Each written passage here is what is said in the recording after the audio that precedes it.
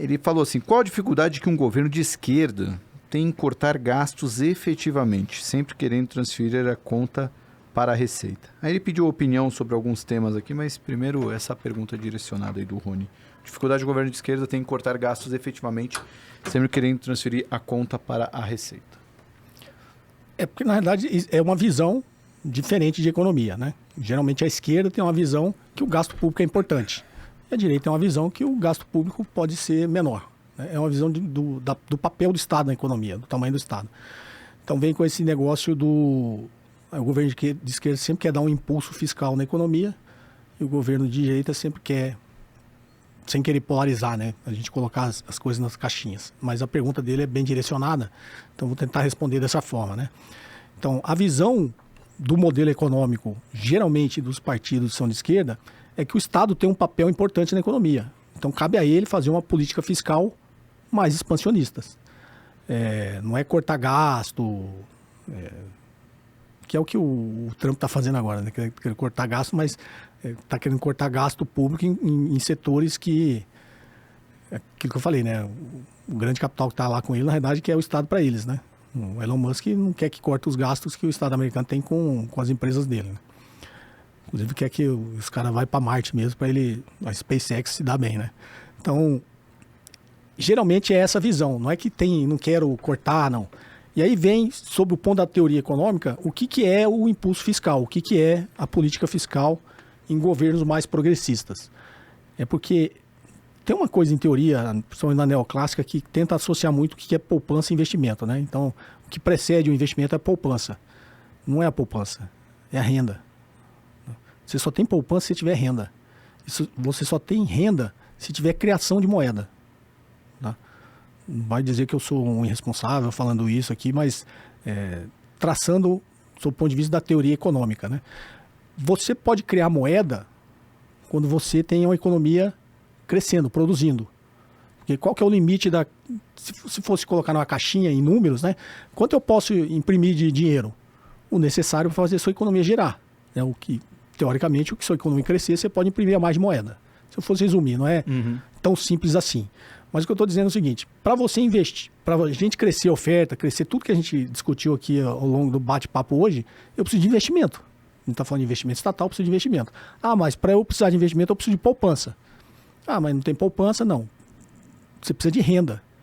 Porque é aquilo que eu falo. Quando você injeta dinheiro na economia, por isso que a teoria quantitativa monetária já caiu há muito tempo. E a crise subprime foi o auge da prova disso. Imprimiram trilhões de dólares e não gerou inflação. Por quê? Porque o que gera inflação não é a impressão de moeda, é o gasto dela. Então, se você imprime, pegar as reservas cambiais no mundo inteiro em dólar, dá mais de 20 trilhões de dólares. São 20 trilhões que estão parados. Não virou gasto. Né? Então, você imprimir dinheiro não necessariamente gera inflação. O que gera inflação é você gastar o dinheiro. Né? E aí o que a gente chama, principalmente em economia e finanças, o gasto de um é a renda do outro. Quando eu gasto dinheiro, esse meu gasto é a renda de alguém. Quando eu gasto dentro da economia, ela é a renda de alguém. Então, o que precede a poupança é a renda, e o que precede a renda é o gasto. E o que precede o gasto é a criação de moeda. Qual a ordem disso? Né? Então, falar, mas eu só posso imprimir moeda se eu crescer a produção, crescer a riqueza do país. Talvez seja essa dúvida no cerne dele, né? Joga a culpa na Receita.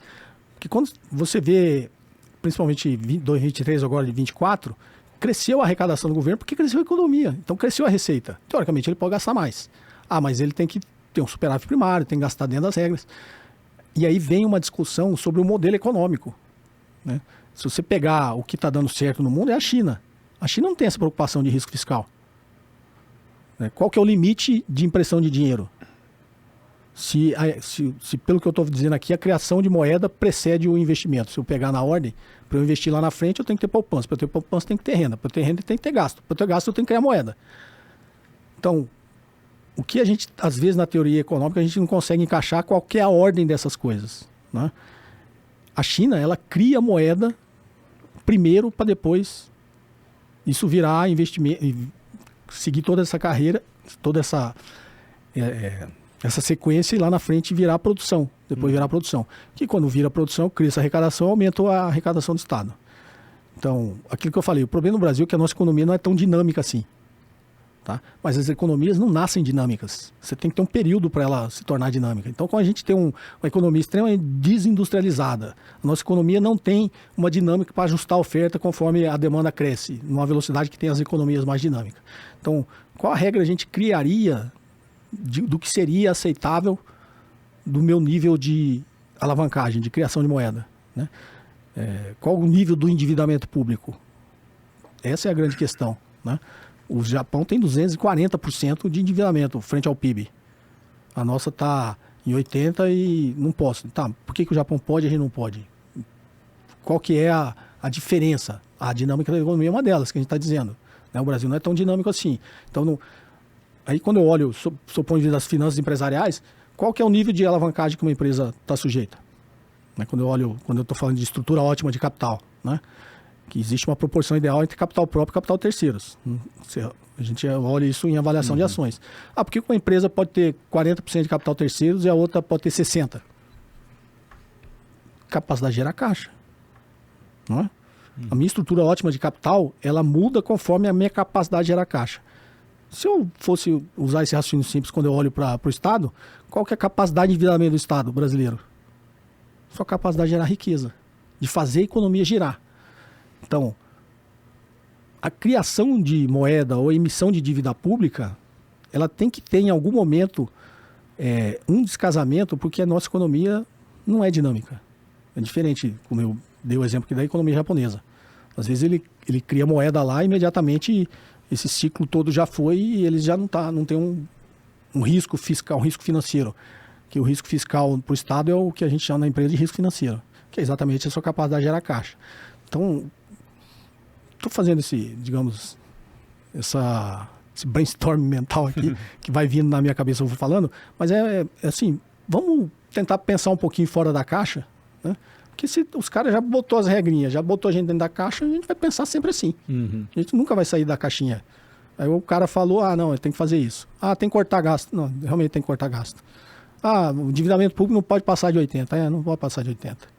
A inflação vai sair da meta, tem que subir a taxa de juros. Tem que subir a taxa de juros. Qual que é a graça de administrar um país desse jeito?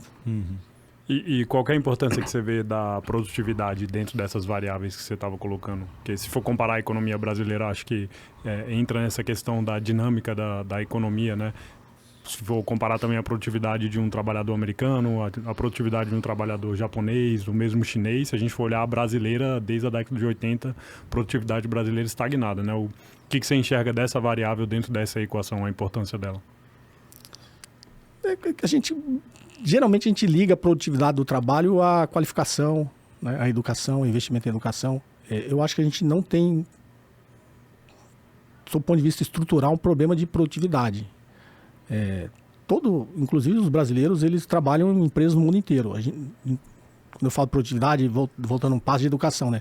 Que a gente fala muito, tem que investir em educação, o brasileiro não é qualificado, tem que ser mais qualificado, a gente tem que investir em educação. Só que todos os trabalhadores brasileiros, todos nós que somos qualificados, não fica no Brasil. A gente não tem mercado para trabalhador qualificado aqui. Todos os melhores engenheiros vão para fora, os melhores cientistas vão para fora, os melhores neurocientistas vão para fora, que querem atuar na área, obviamente. O mercado financeiro é um lugar que mais tem engenheiro, né? Quando a gente abriu a boutique de M&A lá, nos nossos analistas, todos engenheiros, não tinha nenhum economista. Né? Talvez porque engenheiro é um pouco mais disciplinado, né? E não tem os vícios de economista, né? É mais fácil se ensinar. Mas todos os investidores que a gente consegue realmente qualificar no nível mundial, benchmark mundial, eles não ficam no Brasil. Não tem emprego para eles aqui. Então, o nosso problema de produtividade não é só qualificar o trabalhador. A gente precisa ter mercado para o trabalhador qualificado.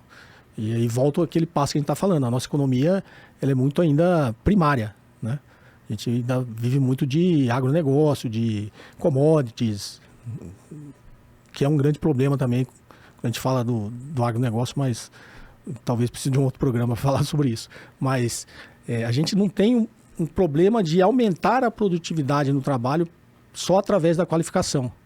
Porque os trabalhos que a gente tem aqui, talvez se a gente aumentar a qualificação dele, aumentar a produtividade dele, não vai fazer tanta diferença lá na ponta. Vai ter um monte de economista que vai dar um chilique por escutar eu falando isso, tá? Mas essa é a minha percepção, que o nosso trabalhador, principalmente nesses setores que eu estou dizendo, primeiro a gente não tem mercado para trabalhador extremamente qualificado. A gente tem um mercado para trabalhador desqualificado, muito grande. Nossa economia ainda é muito primária. Será que melhorar a qualificação desse pessoal vai melhorar a produtividade no trabalho, nesse setor da economia? Eu tenho minhas dúvidas, entendeu? De novo, estou saindo da caixinha, tá? Você fez uma pergunta, aí tem os economistas aí, vai falar, esse cara tá louco, né? Mas... tá com o microfone aberto. É a minha aqui, né, percepção. Sim. Estamos aqui para fazer o market maker das conexões de pensamentos e visões de mercado. Se esse corte foi bom, imagina o episódio completo. Clica aqui e veja ele na íntegra agora. Ou então você pode clicar aqui e ver mais um corte desse episódio.